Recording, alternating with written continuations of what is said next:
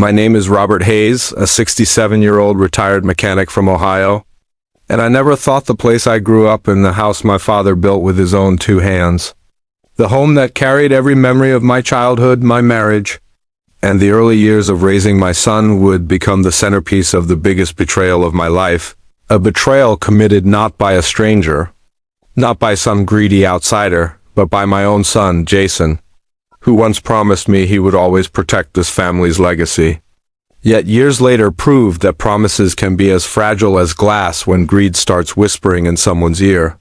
It all began the week I traveled to Michigan to visit my sister after her surgery, something Jason knew well, and while I spent my days helping her recover, cooking meals and catching up on old memories, Jason spent that same week planning something he never imagined would catch up to him. Something he thought he was smart enough to pull off without consequences. He listed my childhood home for sale behind my back, brought in a realtor, walked strangers through the bedrooms where he took his first steps, and forged my signature on legal documents as if my existence no longer mattered. And when the realtor asked him whether his father was fully aware, he confidently told them, yeah, he wants to downsize, not realizing that lies don't disappear just because you say them with confidence. When I returned home after 7 days, tired but content, I saw something that made my heart drop into my stomach, a bright red sold sign planted right in the front yard like a flag claiming victory over my life. And at first I thought foolishly that it was some kind of mistake, maybe placed in the wrong yard. But then I saw a couple walking out of the house, discussing which walls they wanted to knock down, what color they'd paint the living room, and how they might remove the old oak tree out back. The same tree under which my father used to sit with me and tell stories about life.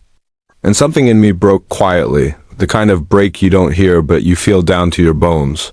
The moment Jason arrived, looking oddly proud of himself, I asked him why there were strangers in my house, why my property had a sold sign, and he shrugged like it was nothing, saying, "Dad, come on, you're getting older. You don't need a big house anymore?" This was the smart choice, and the calm way he said it made it even worse, as if he had done me a favor, as if my life story, my memories, and my father's legacy were just obstacles in his way to a better bank account. And I stood there wanting to scream, wanting to shake him and make him understand. But the pain was so deep it didn't come out as anger, it came out as silence. The kind of silence that scares people because it means something inside has changed forever.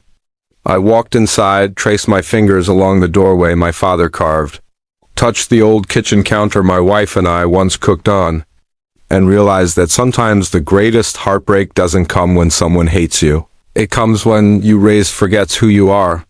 But I didn't yell, I didn't argue, I didn't beg him to undo it. Because I knew something Jason didn't.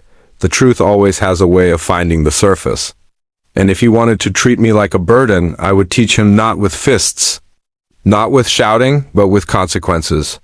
The very next morning, while Jason bragged to his wife about finally taking charge, I sat in my lawyer's office, handing him the forged documents, the unauthorized listing contract, and the messages Jason had left on my phone about trusting him with the house.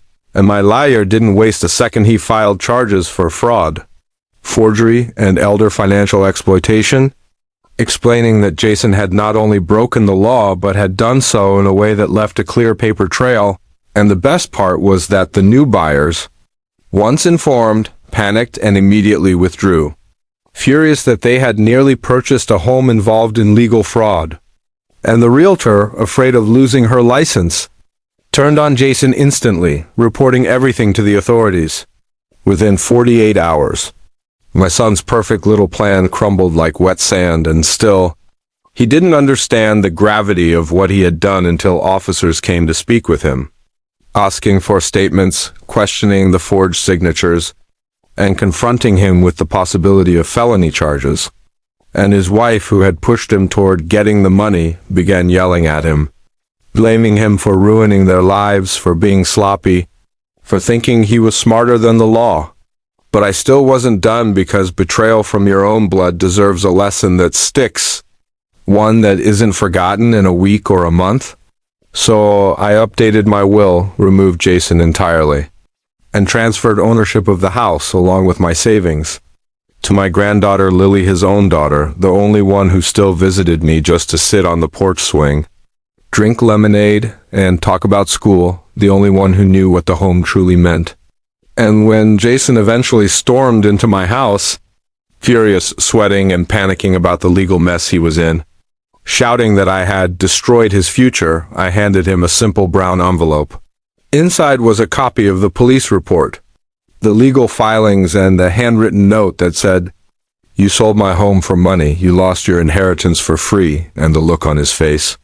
The shock mixed with fear was the moment he finally understood that actions have consequences, that trust once broken doesn't magically repair itself, and as he walked out of the house realizing he had lost far more than he ever hoped to gain, I sat under the old oak tree, breathing in the evening air, realizing that peace sometimes comes not from revenge, but from protecting what matters and teaching those who forget it a lesson they will remember for the rest of their lives.